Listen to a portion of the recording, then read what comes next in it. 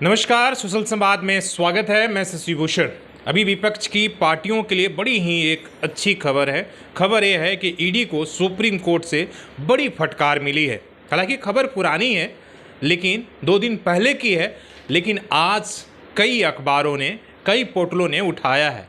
मतलब इस खबर को उतनी तरीज़ नहीं मिली। जब ईडी किसी को गिरफ्तार करती है, खासकर विपक्षी नेताओं को, तो बड़े ही हमारे जो मेन स्ट्रीम मीडिया है, जो टेलीविज़न है, वो ढोल नगाड़े के साथ पूरा चिल्लाकर बताते हैं कि ईडी ने इनको भ्रष्टाचार के मामले में गिरफ्तार कर लिया। लेकिन जब उसी मामले में सुप्रीम कोर्ट में जाकर ईडी को डांट पड़ती है, फटकार पड़ती है, जब कटघरे में ईडी खड़ी होती है, तब उसके बारे में चर्चा नहीं होती।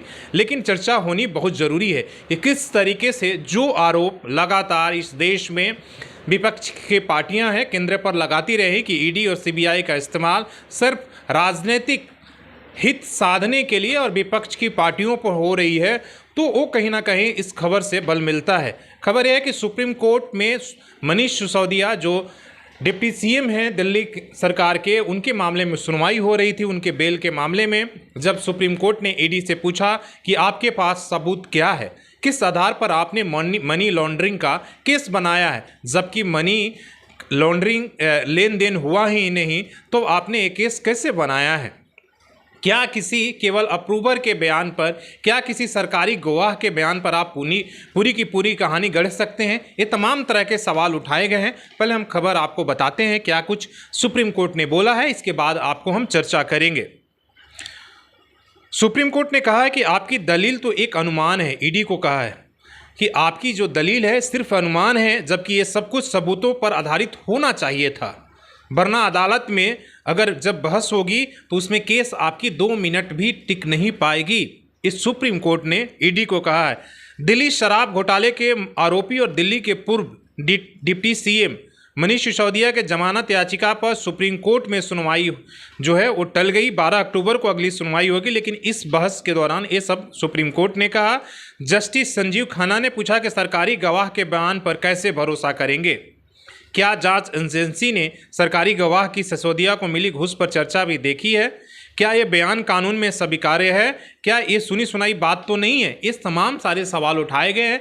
और आपको पता है कि अभी संजय सिंह की गिरफ्तारी हुई, तो आप जो आम आदमी पार्टी है वो प्रेस कॉन्फ्रेंस करके कल तमाम तरह की बातें कही थी कि किस तरीके से सरकारी गवाह बनाने के लिए एक दूसरे का केस को निपटाया जा रहा है, और कहा जा रहा है कि किस तरीके से पूरी प्लानिंग है। आपने देखा होगा कि आम आदमी पार्टी ये बात कह रही है कि आप किसी को भी सरकारी गवाह बनाते हैं और उसके बदले उसे कहते हैं कि देखो तुम्हारी जो कार्रवाई है, तुम्हारे केस को ख़त्म कर देंगे, बस तुमको ये कर देना। ये सारी आम आदमी ने पार्टी कहा, और वही बात कहीं ना कहीं उस बात को इससे बल मिलता है जो सुप्रीम कोर्ट में ईडी से कहा है।